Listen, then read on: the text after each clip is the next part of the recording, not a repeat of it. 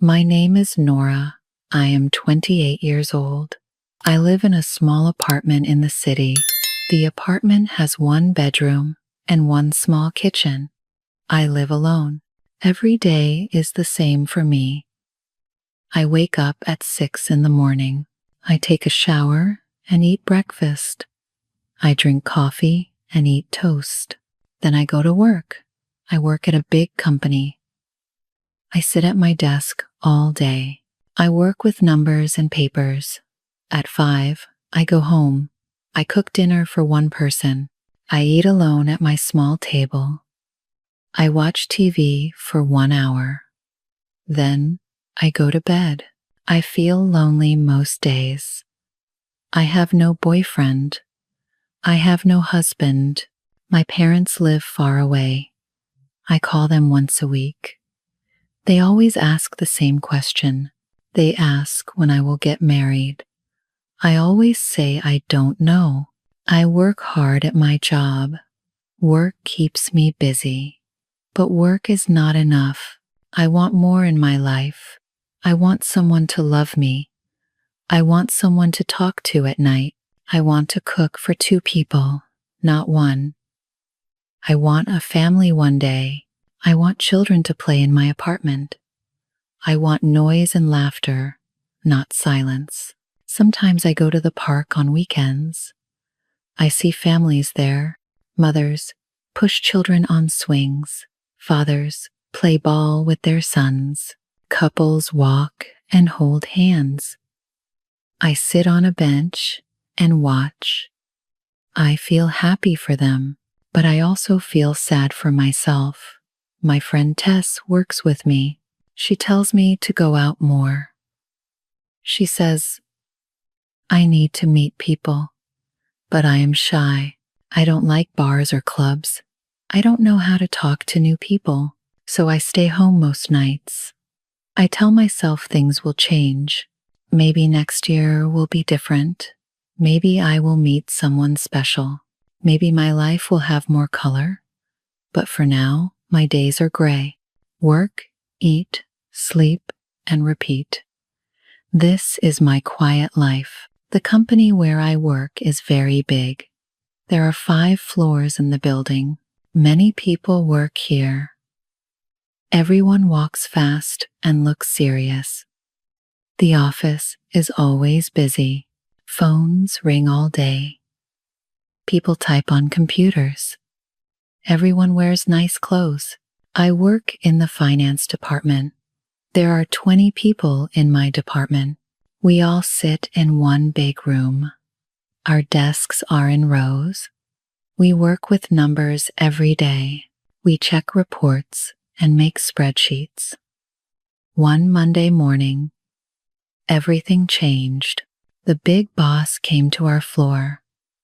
His name is Mark. He is about 40 years old. He is tall and wears dark suits. His hair is black with some gray. He looks very serious all the time. Mark is the head of our whole department. Everyone respects him. When he walks in, people stop talking. They sit up straight. They work harder. He has his own big office on the top floor. He doesn't come down often. That Monday, he came to introduce himself. I was new then. I started working only 2 weeks before. He walked to each desk. He shook hands with everyone. When he came to my desk, I felt very nervous.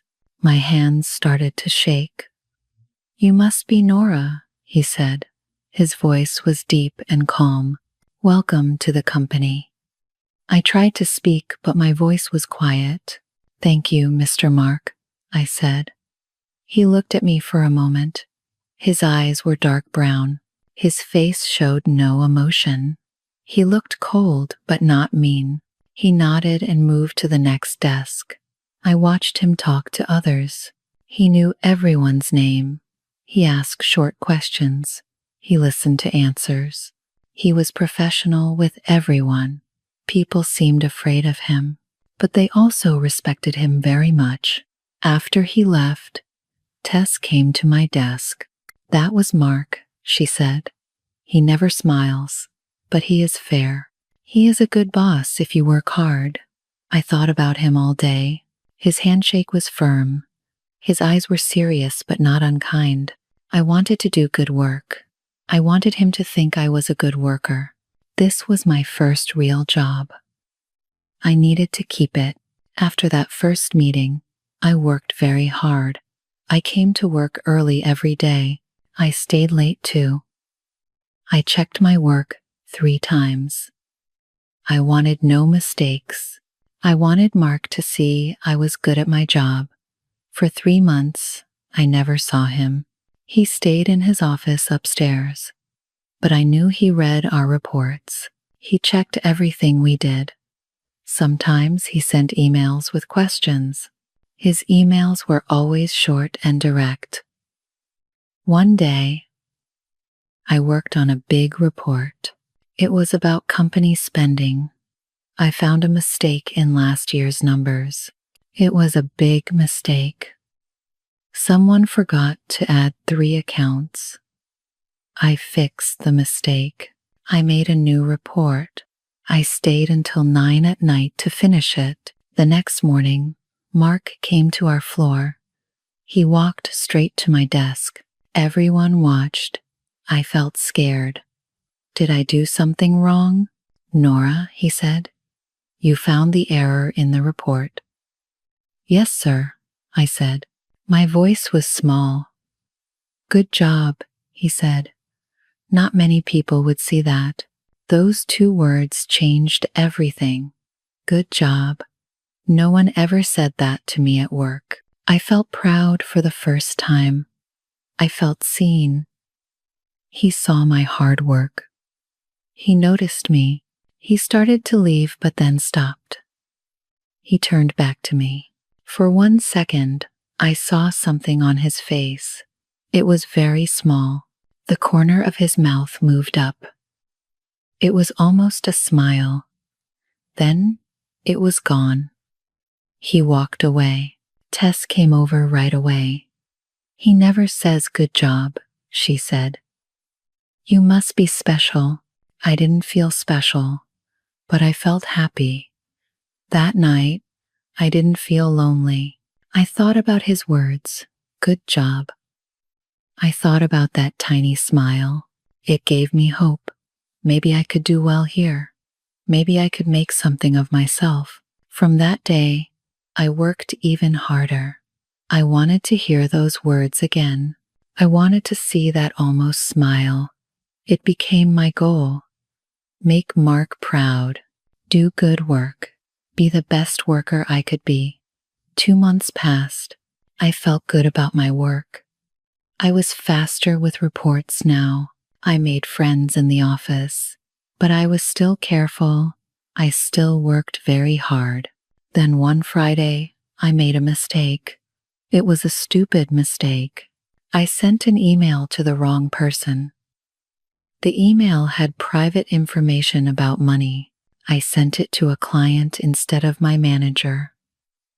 As soon as I pressed send, I knew. My stomach felt sick.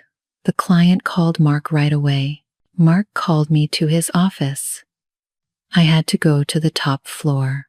My legs shook as I walked. Everyone watched me go. They all knew something was wrong. Mark's office was big and quiet. He sat behind a large desk. There were big windows behind him. The city looked small from up there. He pointed to a chair. I sat down. You sent confidential information to a client, he said. Yes, sir. I'm very sorry. My eyes filled with tears. It was a mistake. This is serious, Nora. His voice was calm but firm. This could hurt the company. I thought he would fire me. I was ready to pack my desk. I looked at my hands. They were shaking. A tear fell on my skirt. But then Mark did something unexpected. He stood up and got me a tissue. He handed it to me gently. Then he sat on the edge of his desk, closer to me. Everyone makes mistakes, he said. His voice was softer now. The important thing is to learn. He spent 30 minutes teaching me. He showed me how to check emails. He taught me a system to avoid mistakes. He was patient and kind. He didn't shout or get angry. I made the same mistake once, he said. My boss was not so understanding. I looked up at him. For the first time, he seemed human, not just a boss, but a person who understood mistakes, a person who knew how it felt to be scared. Thank you for teaching me, I said. It won't happen again. I know it won't, he said. You're a good worker, Nora. I left his office feeling different. I wasn't fired. He helped me instead. He was kind when he could be mean. I saw another side of Mark that day. Under the serious face was a kind heart. After the email mistake, things changed between Mark and me. He came to our floor more often. Sometimes he stopped at my desk. He asked about my work. The conversations were short but nice. One morning, I arrived early. Only a few people were there. I went to the kitchen to make coffee. Mark was already there. He was making coffee too. Good morning, Nora, he said. You're here early. I like the quiet morning, I said. I can think better. He poured coffee into 2 cups. He handed one to me. How do you take it? He asked. Just milk, please, I said. He added milk to my cup. We stood there for a moment. The office was quiet around us. The morning sun came through the windows. Do you like working here? He asked. Yes, very much, I said. I learn something new every day. That's good, he said. Keep learning. This became our routine. When we both arrived early, we had coffee. We talked about small things. The weather, the news, sometimes work. The conversations were never long, but they were the best part of my day. Mark started to ask about my life. What did I do on weekends? I answered his questions. I asked him some questions too, but he didn't say much about himself. One day, he brought me a book. You might like this, he said. It's about finance, but easy to read. I took the book home. I read it that weekend. It was interesting. The next week, we talked about it. He smiled when I told him my thoughts. A real smile this time. Tess noticed the change. Mark likes you, she said one day. He's just being nice, I said. But my face turned red. I started to look forward to work, not just for the job, but to see Mark, to have our morning coffee, to see his small smiles. My days were brighter now. The gray was turning to color. But I was careful. He was my boss. I couldn't have feelings for him. That would be wrong. So I kept my feelings hidden. I enjoyed our friendship. That had to be enough. At night, I couldn't stop thinking about Mark. I lay in bed and remembered our conversations. I thought about his smile. I thought about his kind eyes. I thought about how he helped me when I made mistakes. This was wrong. He was my boss. I was just an employee. There were rules about these things, but my heart didn't care about rules. My heart wanted what it wanted. I tried to stop these feelings. I told myself he was just being friendly. He was a good boss to everyone. I wasn't special. But then I remembered the coffee, the book, the way he looked at me sometimes. One day, Tess and I ate lunch together. She looked at me and asked directly, "Do you like Mark?" "What?" "No," I said too quickly. "He's my boss." "So what?" Tess said. "He's not married. You're not married. How do you know he's not married? I asked. Everyone knows, Tess said. His wife left him 2 years ago. He lives alone now. This information stayed in my mind. He was alone, like me. Did he feel lonely too? Did he eat dinner by himself? Did he want more from life? I tried to act normal at work, but it was hard. When Mark came near, my heart beat fast. When he smiled, I felt warm inside. When he said my name, I felt special. I started to dress nicer for work. I wore my best clothes. I fixed my hair carefully. I put on light makeup. I told myself it was for me, but I knew the truth. It was for him. The feelings grew stronger every day. I thought about him all the time. At home, at work, in my dreams. I was falling in love with my boss, and I couldn't stop it, but I never showed it.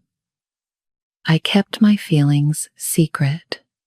I was professional at work. I was friendly, but not too friendly. I was careful with every word because I was afraid he didn't feel the same, afraid I would lose my job, afraid of what people would say. So I lived with my secret. I loved in silence. It was painful, but also sweet. Every day I saw him was a good day. Every smile he gave me was a gift.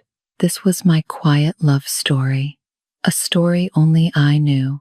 One Thursday evening, I was finishing work. Most people have already left. I was typing my last report.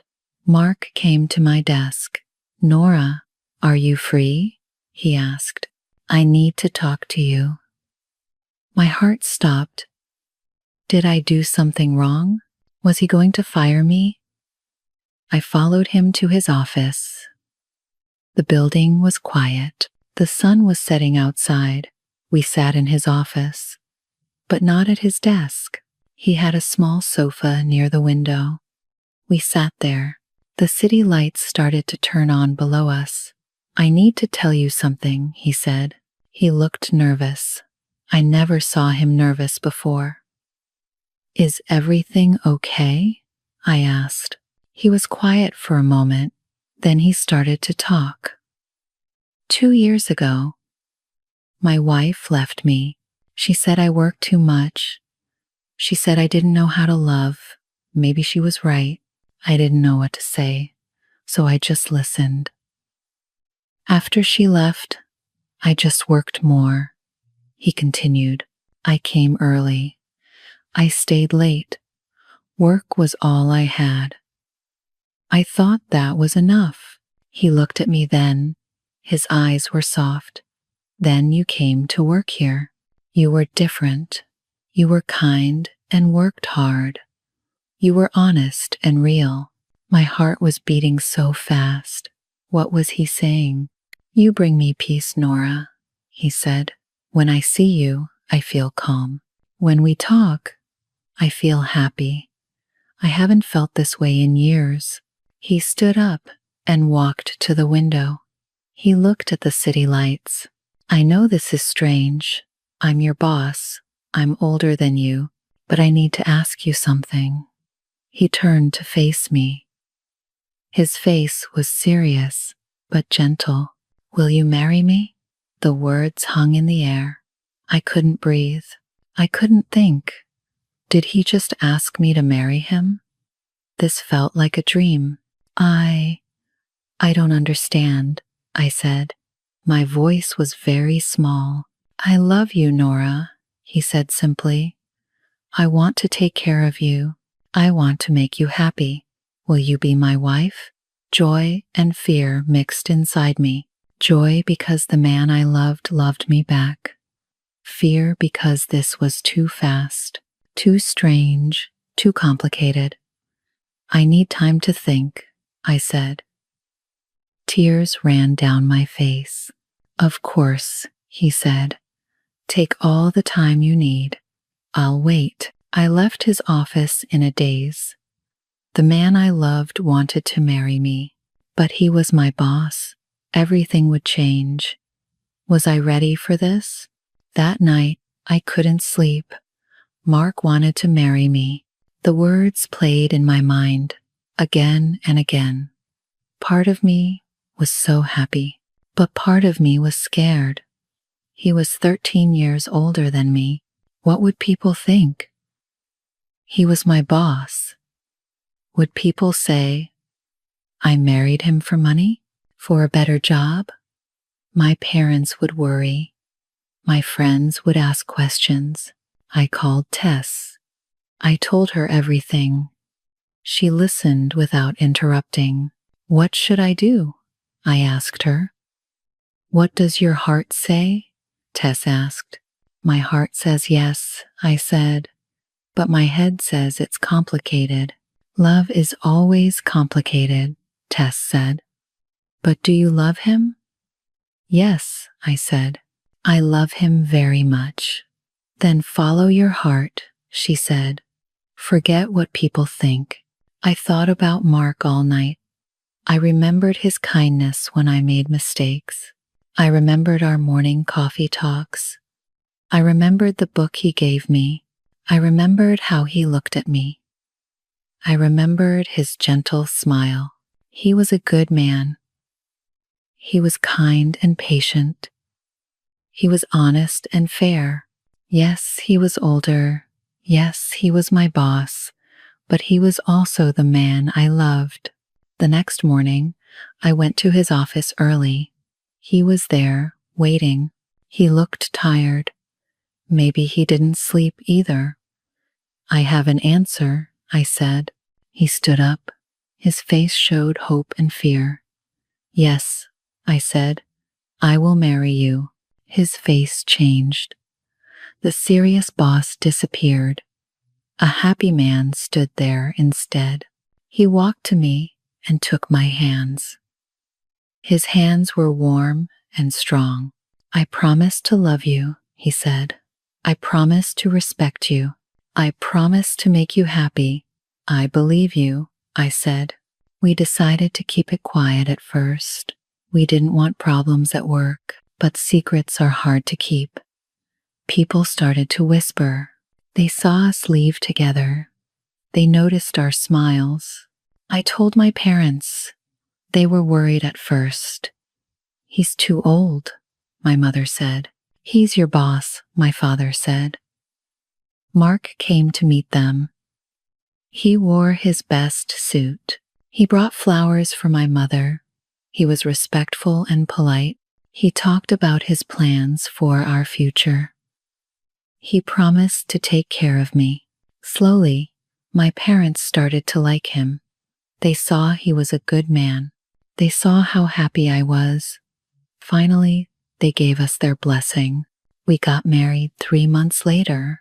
It was a small wedding. Only family and close friends came. I wore a simple white dress. Mark wore a black suit. The ceremony was in a small church near the city. Tess was my bridesmaid. She cried during the ceremony. My parents sat in the front row. My mother cried too. My father tried not to cry. Mark's brother was his best man. When Mark said I do, his voice was strong and clear. When I said I do, my voice shook a little, but I meant it with all my heart. At work, things were different now. Mark was still my boss there. We kept it professional. He didn't give me special treatment. I worked just as hard as before, maybe harder, to show I deserved my job. But at home, everything was different.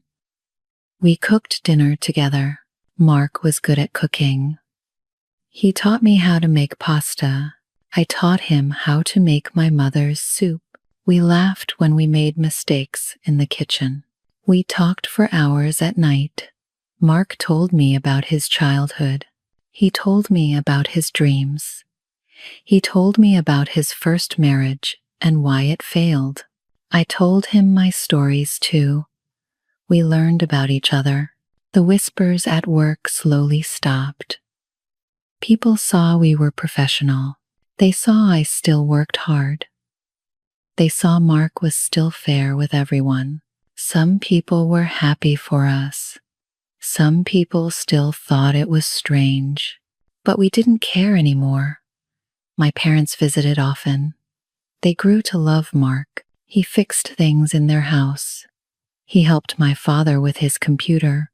He listened to my mother's long stories. They started to call him son. Our apartment was full of life now. Music played in the morning. We danced in the kitchen sometimes. We watched movies together on the sofa.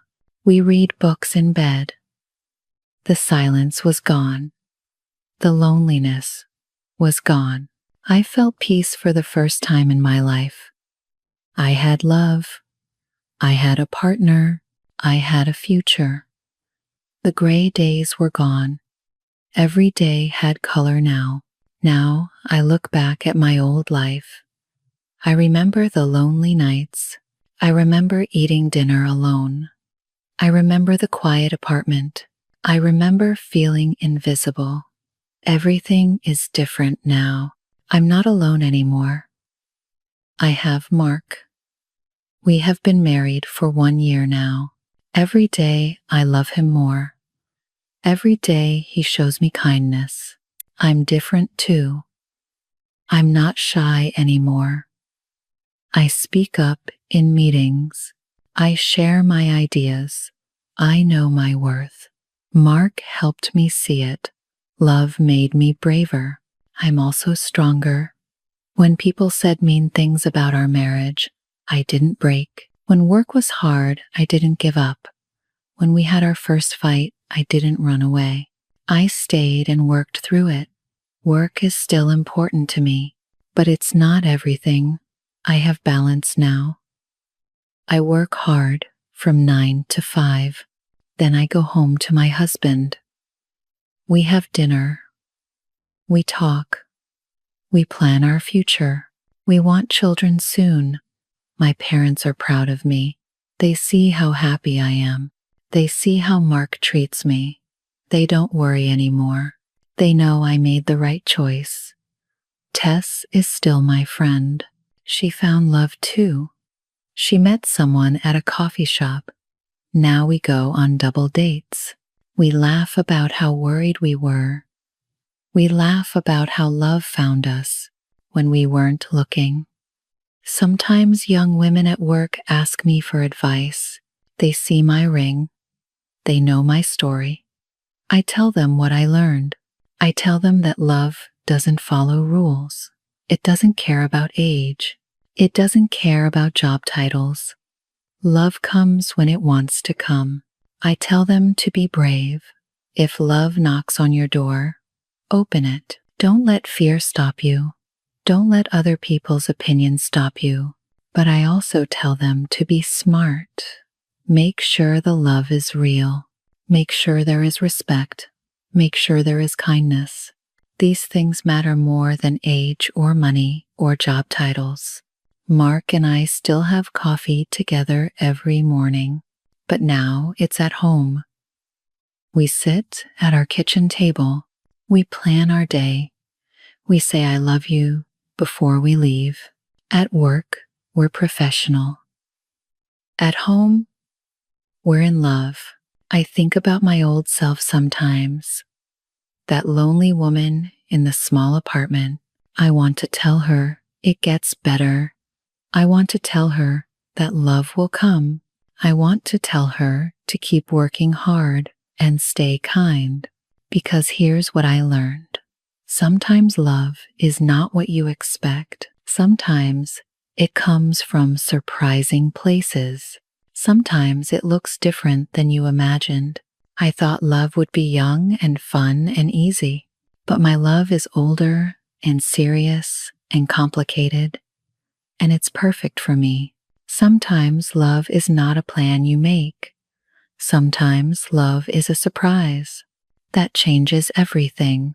But when real love comes, when true love knocks, it's always worth saying yes. My quiet life is gone. My loud, happy, loving life is here. And I wouldn't change a thing. Today is special. It is our first anniversary. 1 year of marriage. The morning sun comes through our window. I wake up first. Mark is still sleeping. His face looks peaceful. I watch him for a moment. My heart feels full. I get up quietly. I go to the kitchen. I want to make breakfast for him. I make eggs and toast. I make fresh coffee. The smell fills the apartment. I hear Mark moving in the bedroom. He comes to the kitchen. His hair is messy. He smiles at me. "Happy anniversary," he says. His voice is soft. "Happy anniversary," I say back. He walks to me. He puts his arms around me. We stand there together. The morning is quiet. The coffee maker makes small sounds. Birds sing outside. This moment is perfect. "I have something for you," Mark says. He goes to the bedroom. He comes back with a small box. My hands shake a little. I open it. Inside is a silver necklace. It has a small heart. The heart has tiny diamonds. It's beautiful. I say. Tears come to my eyes.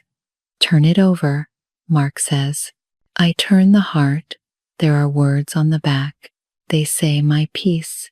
I remember his proposal. He said I bring him peace.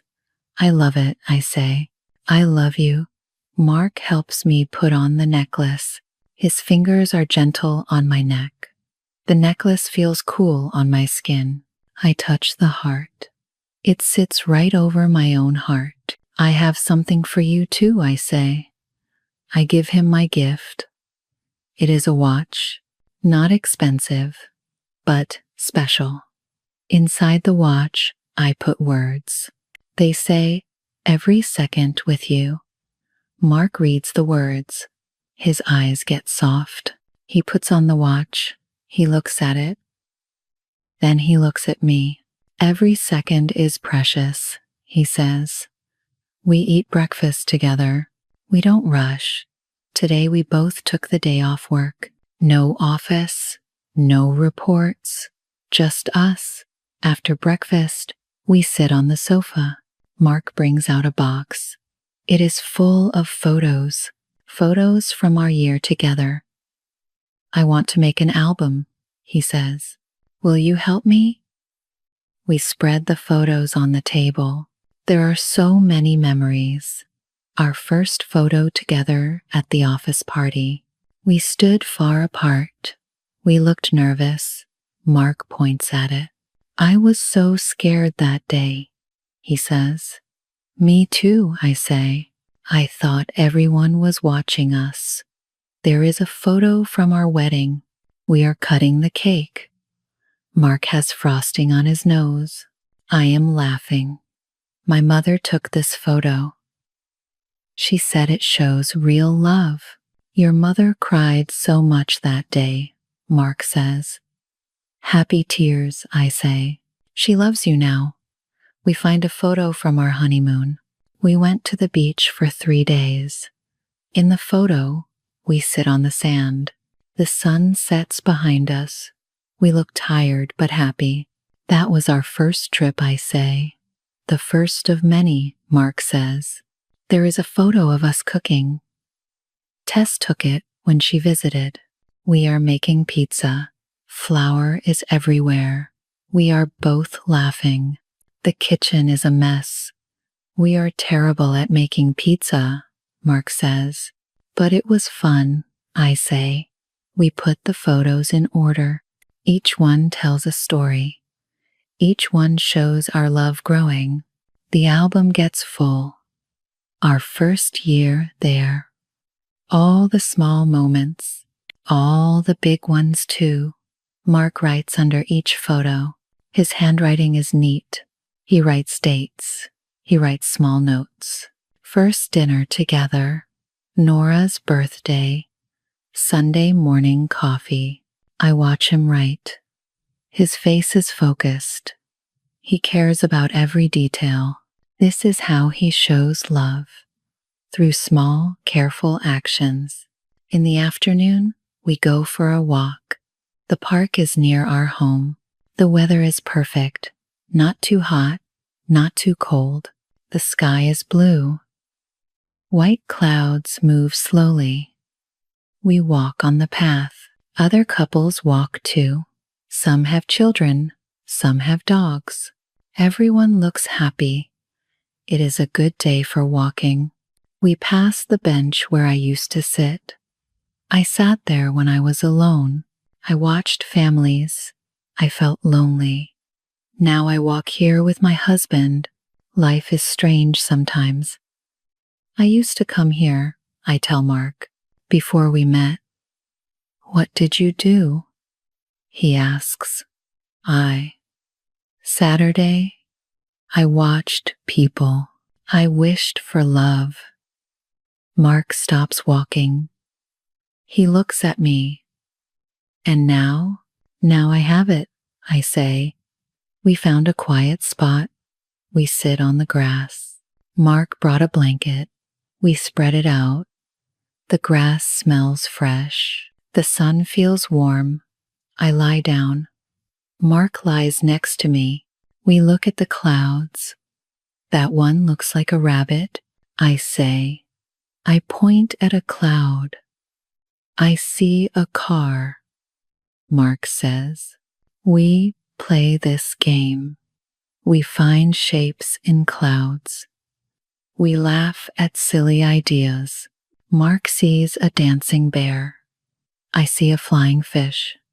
Time moves slowly. There is no rush. A butterfly comes near us.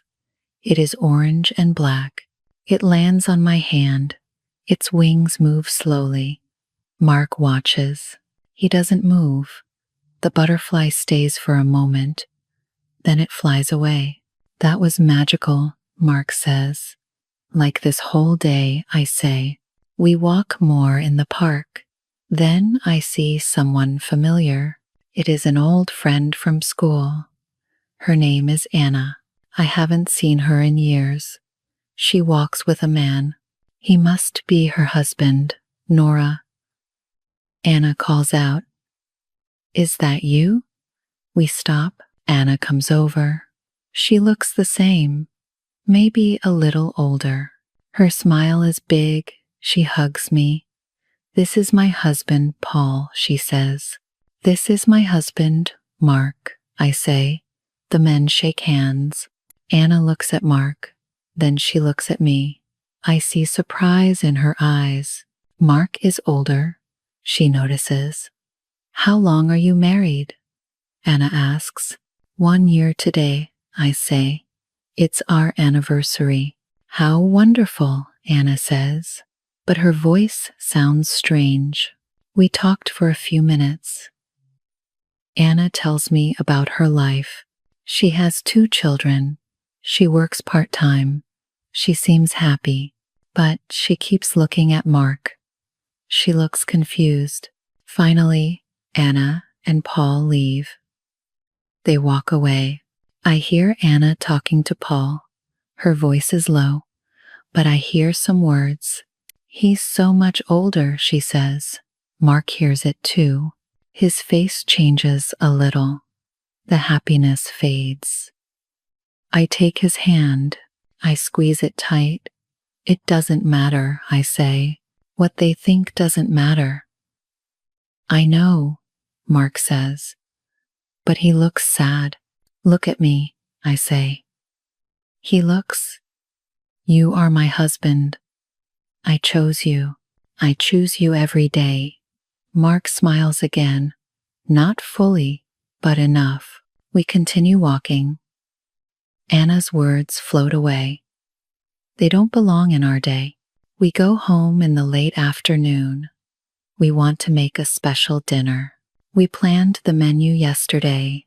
Chicken with herbs, roasted vegetables, chocolate cake for dessert. Mark starts with the chicken.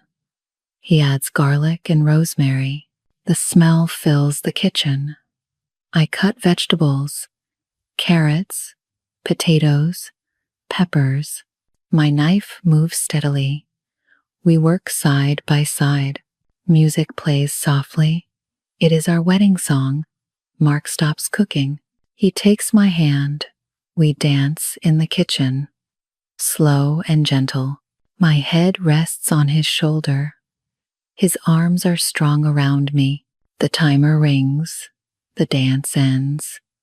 Mark checks the chicken. I put vegetables in the oven. We work like a team. No words needed.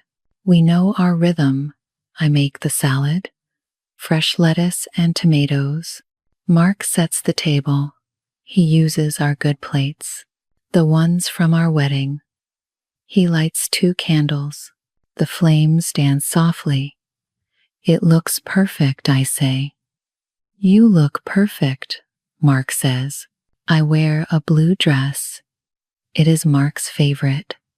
He wears a nice shirt, no tie. He looks relaxed and handsome. The food is ready. We bring it to the table. Everything smells wonderful. We sit across from each other. The candles make soft light. Mark pour grape juice. We don't drink wine. We clink our glasses. To our first year, Mark says. To many more, I say. We eat slowly. The food is delicious. Mark's chicken is perfect, tender and full of flavor.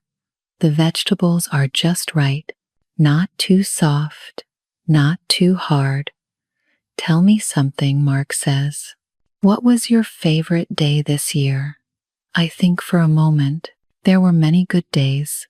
The day you proposed, I say. I was scared, but also so happy. Why scared? Mark asks. Everything was changing. My whole life. It was big. Are you still scared? He asks. No, I say. Now I feel safe. Mark reaches across the table. He takes my hand. His thumb rubs my fingers. Such a small gesture, but full of love. What was your favorite day? I ask him. Our wedding day, he says, when you said yes. In front of everyone. You chose me. I choose you every day, I say. I know, he says. That's a miracle. We talk about the future. We want to travel. Maybe to the mountains. Maybe to another beach. We want to see new places together. Where do you want to go most? Mark asks. Anywhere with you, I say. It sounds simple, but I mean it. I want to show you Paris, Mark says. The lights at night, the small cafes, you would love it. Maybe next year, I say. Maybe, he says. We should start saving. We talk about children too. We both want them. Maybe in a year or two, when we are ready, when we have more money saved. A little girl, I say, with your eyes. A little boy, Mark says, with your smile. Maybe both, I say. Mark laughs. One at a time, please. After dinner, we hear thunder. Rain starts to fall. It gets heavy quickly. Lightning flashes outside. The lights flicker. Then they go out. The apartment is dark. Don't move, Mark says. I'll get candles. I hear him walking carefully. He knows where everything island. He comes back with more candles. He lights them around the room. The apartment glows softly. We sit on the sofa.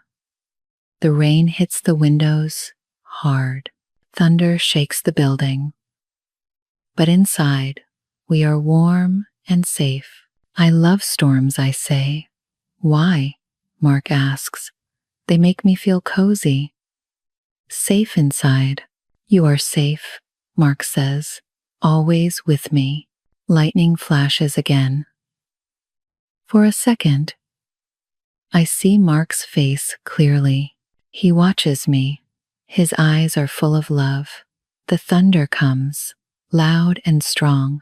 I move closer to Mark, not from fear, from want. I want to be near him. His arm goes around me. I fit perfectly against his side. Tell me about when you were young, I say. Mark tells me stories about his childhood home, about his parents, about his first job. His voice is calm. The storm rages outside, but his voice is my anchor. I was so serious, he says, even as a boy, always working, always planning. And now, I ask, now I know life is more than work. You taught me that. The rain gets softer. The thunder moves away, but we stay close. We don't want to move. This moment is too precious. The storm passes. The lights come back on. But we keep the candles burning. We like the soft light. It makes everything gentle. Can I tell you something? Mark says. His voice is different. Seriously. Of course. I sometimes wake up at night. He says. I look at you sleeping. I can't believe you're real. Why? I ask. I thought I would be alone forever. After my first marriage ended, I thought love was done for me. I touch his face. His cheek is rough. He didn't shave today. I like it. Your first wife was wrong, I say. You know how to love. You show me every day. I was different then, Mark says. Harder, colder. Work was everything. What changed? I ask. You changed me. Or maybe you helped me find who I really am. We are quiet for a moment. The candles flicker. Shadows dance on the walls. I have fears too, I say. Tell me, Mark says. Sometimes I worry. You will get tired of me. I'm young. I'm simple. You're smart and successful. Mark turns to face me fully. His hands hold my face. Gentle but firm. Listen to me, he says. You are not simple. You are pure. You see good in everything, everyone, even in me. That's easy, I say. You are good. I'm better with you, he says. We sit in silence again. Good silence. The kind where words aren't needed. The clock ticks. Time passes, but we don't notice. I have one more gift, Mark says. He goes to our bedroom. He brings back an envelope. It looks old. What is it? I ask. Open it, he says. Inside is a letter, Mark's handwriting. But the paper looks old, worn at the edges. Read it, Mark says. I start to read out loud. Today I met someone new at work. Her name is Nora. She is young and shy, but she works hard. She reminds me that good people exist. I don't know why I'm writing this. Maybe because today felt important. Maybe because when she smiled, something in me woke up, something I thought was dead. I look at Mark. My eyes are wet with tears. You wrote this? I ask. The day we met, he says. I went home. I had to write it down. I didn't understand why then. And now, I ask. Now I know. My heart knew before my head. It knew you were special. I hold the letter carefully. This is a treasure, proof that our love started from the beginning, even when we didn't know it. I have something to tell you too, I say. I go to my drawer. I pull out a small notebook. I give it to Mark. What's this? He asks. My diary. Read the marked page. Mark opens it. He reads silently. I know what it says. I wrote it the day he said good job to me. My boss noticed me today. He said I did good work. When he left, I wanted to cry. Happy tears. No one ever saw me before. Not really, but he sees me. I think I could love a man like that. Mark closes the notebook. He looks at me. His eyes are shiny. We were both writing about each other, he says. We were both falling in love, I say, and we didn't even know it, he says. We laugh, soft and happy. Life is funny sometimes. Love finds its way, even when we try to hide it. It is getting late. It's almost midnight. Our anniversary is almost over. We stand on our small balcony. The city sleeps below us. Lights twinkle like stars. Thank you, I say to Mark. For what? He asks. For choosing me, for loving me, for this life. I should thank you. Mark says. You saved me. From what? I ask. From being half alive, from empty days, from loneliness. A cool breeze blows.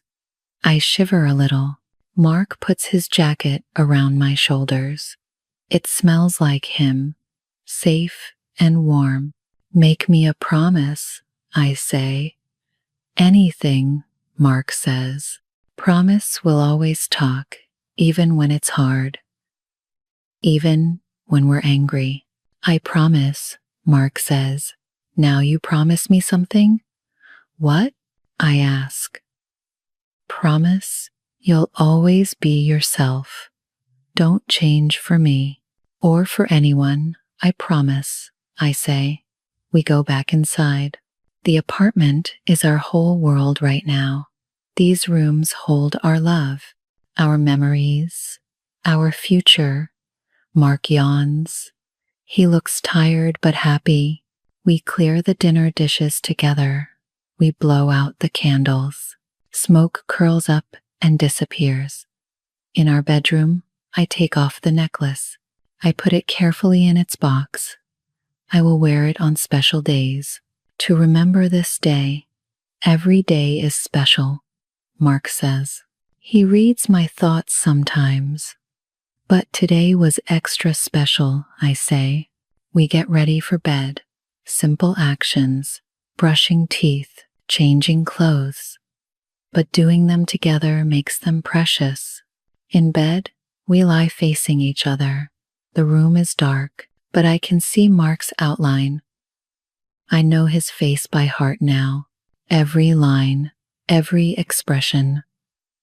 Are you happy? Mark asks. His voice is soft in the darkness. More than happy, I say. Complete. That's the perfect word, he says. Complete. I think about my life before. The lonely apartment. The silent dinners. The empty weekends. It feels like someone else's life now. A sad movie I once watched. Do you ever miss being alone? I ask Mark. Never, he says quickly. Do you? No, but sometimes I can't believe this is real. Us, this life. It's real, Mark says. He takes my hand. He puts it on his chest. I feel his heart beating. Steady and strong. Feel that? He asks. That's real. That's yours. We are quiet. Sleep is coming.